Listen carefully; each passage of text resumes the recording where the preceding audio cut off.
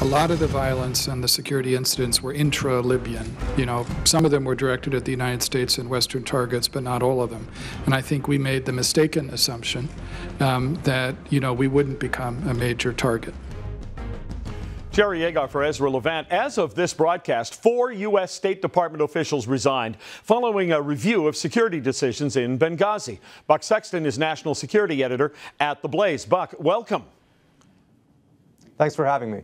It's interesting reading through what's been taking place. On the one hand, they're saying, well, there were mistakes made, but nobody so serious that they should be fired or disciplined, and yet 4 people have quit. So what's the real story here? This is what tends to happen on the government side. As somebody who used to work for the U.S. government, I'm kind of familiar with how this all goes down. They didn't want to put in the report that anybody was specifically disciplined because they wanted to give individuals who may have been directly tied to the incredibly faulty decision-making when it came to security for the Benghazi special mission. They wanted to make sure they had the opportunity to resign, and that's what we've seen. So that's sort of the government's way of having people step out. They tend not to necessarily kick you out, but they tell you that if you don't do it yourself, you're going out either way. Is that really, in the end, then, what's happening with Hillary? It would just be good if, change of administration, new time, and we won't say we're done with you. Look, I personally think that Hillary would have probably stepped down from the Secretary of State role anyway, because it's pretty clear to a lot of people that she plans on running for president herself, and that's going to be quite an endeavor coming up in 2016. I think for her also there was sort of the risk of the continuation of Benghazi being even more attached to her over time. But of course, she did not resign. And as I've pointed out many times on our show, Real News, during the Abu Ghraib incident, for example, it was well known that Secretary of Defense Donald Rumsfeld offered his resignation to President Bush. President Bush did not accept it. I have never heard of a comparable situation with Secretary of State Hillary Clinton. I do not know, nor have I ever been told that she offered a resignation to President Obama. So I do think there's certainly a double standard when you look at these administrations. Well, it looks to me like fewer people being polled are blaming the top administration for what happened in Benghazi, and I find that surprising. I mean, to me, there's a real scandal here. Well, what you're getting at is what was not in the report, which is what I think a lot of people were hoping would have been included, which was this sort of issue of the immediate timeline during the attack, during the hours of the Benghazi incident. People wanted to know who found out at the Pentagon, who found out stateside. Was the White House Situation Room involved? Were there decisions being made at that level? That was all completely absent from this review and was sort of just dismissed, if it wasn't even touched upon, really. And I think that that's what people were hoping to get out of this. But I have to be honest with you, I knew that wasn't going to happen for pretty obvious political reasons. They were not going to include that. So there wasn't a whole lot of new information. It was just an acceptance of the blame that we already knew was absolutely deserved for the situation.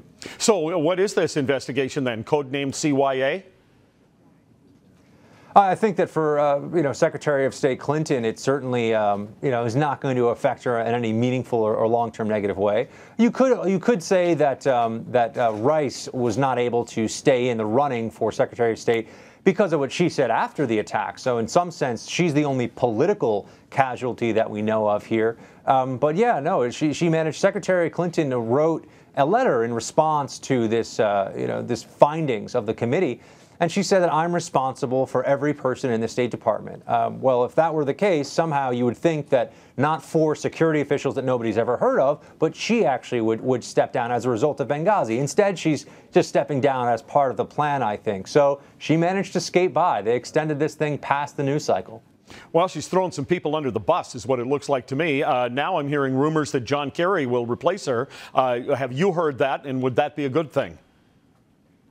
I've certainly heard that, too. John Kerry would come well-equipped to bore our enemies into submission over long discussions and debates, so that's a good thing, I suppose. He manages to be pretty lacking in charm, and I guess you could say that if you're discussing the very boring and involved treaties, maybe that's good. In terms of his judgment, I think that you will see some references that came out when he ran for president, some of the references about what he did when he came back from his service in Vietnam, which I think leaves a lot of veterans uneasy, given that he was so quick to sort of testify and paint them all with a pretty horrific brush. But that was a while ago, and he certainly is in the good graces of the Obama administration and has a good rep in sort of the elite circles in D.C. So, yeah, I think there's a very distinct possibility you're going to have Secretary of Defense John Kerry in 2013. Well, and then Hillary, as you're suggesting, running for president with none of this attached to her. And so here we have a bungling, good, brave Americans dead. La-di-da, I'm running for president now.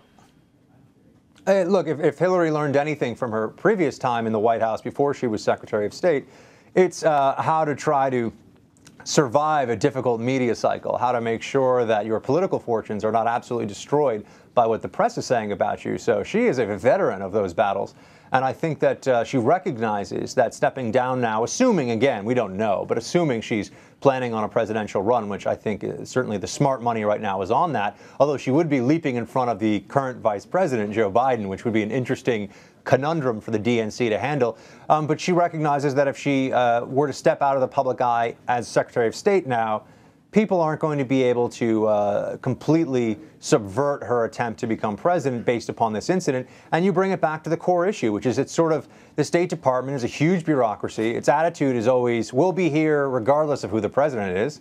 And they manage. I was surprised there were some resignations, to be honest with you. That was the only thing about this that did surprise me. But overall, they managed to just diffuse the blame around an organization with many, many employees.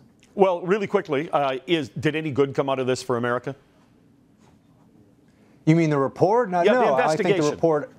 Yeah, of course. The report, it absolutely told us, I think, what was already known. It sort of expanded upon the timeline. I didn't have to read an official account of the inadequate security there to know the security was grossly inadequate. I mean, this was clear from the beginning. It also was very clear that there was sort of a weird administration proclivity to try to pin this on some kind of a protest. We already knew that.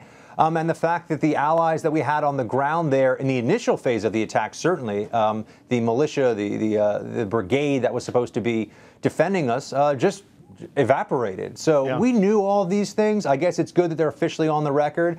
But this was not the sort of Watergate incident for the Obama administration that I know a lot of critics were hoping for. And I don't think it's going to ever be. Thank you for your time. Thanks for having me.